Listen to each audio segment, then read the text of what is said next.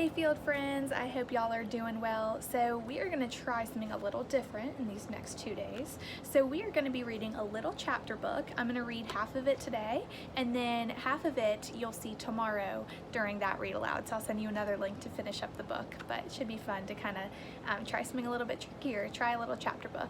So we're going to be reading The Class Trip from the Black Lagoon, and this is a book by Mike Thaler, and it's illustrated by Jared Lee.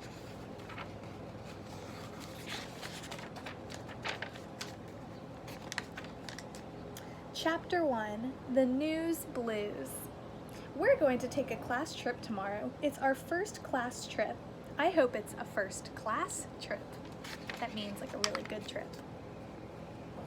I've read about the Titanic. Only the first class passengers got the good food and lifeboats. I hope we don't hit a giant ice cube and go down the sink. Maybe we won't take a boat at all. Maybe we'll fly in an airplane. I still don't know what holds those things up. Then again, maybe we'll take a train. I know what holds them up. Bandits. They say getting there is half the fun. What's the other half? Getting back, of course. Chapter 2, Exploring the Subject. In my history book, I learned a lot about some famous class trips. Lewis and Clark's class went across America. They couldn't find one open motel. A kid named Chris Columbus sailed across the ocean. He got very seasick. Marco Polo walked to China. He met a real emperor.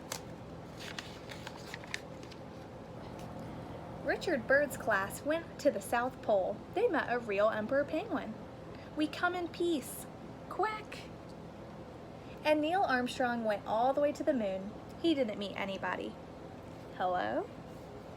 I wonder where we're going and whom we're going to meet. Chapter 3, Destination Speculation. Freddie calls. We talk about all the possibilities. Then we pick our favorite one. Freddie wants to go to Pizza Mutt. I choose Disneyland. But we'll probably be going to the Nature Museum or the Art Museum. At one, you look at the charts, and at the other, you look at the arts. Freddie still holds out for Pizza Mutt. He always looks on the bright side. He's an optometrist. Then Eric calls. He always looks on the dark side. He's what they call a messimist. He says that there's a 50% accident rate on class trips. Half the class will be carried off by wild animals, fall off a high mountain, or drop into a deep hole. We choose our favorite. We both pick dropping into a deep hole so we can pretend to be golf balls. These students seem very silly and mischievous. Ouch! I hate cats. Then Randy calls and says that sometimes you have to go to really dangerous places. Your parents have to sign a release form. One class went on a picnic to an active volcano. It erupted and all they ever found were 15 toasted peanut butter and jelly sandwiches. I think they might be joking a little bit in this book. We'll have to keep reading to find out. Another class took a trip to Antarctica. Is there an Uncle Antarctica and Cousin Arctica? They're still defrosting. My mom says that the first place I have to go to is bed because I have to get up early tomorrow morning. Chapter 4, Wonder and Lightning. It's hard to fall asleep. I keep thinking about all the places we could go, and I worry about all the things that could happen.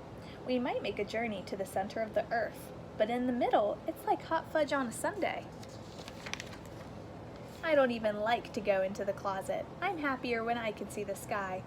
Eric says I have claustrophobia, but he says closetrophobia. If we go far enough, then we'll have to come out in China. Then we could eat lunch at a Chinese restaurant. Or maybe we'll go to the bottom of the ocean. There are always many things down there with lots of teeth and lots of arms. It's also very dark. The deepest that I've ever been in the ocean is up to my ankles. The things on Mars are even weirder than the things at the bottom of the ocean. Maybe we'll even go to Mars.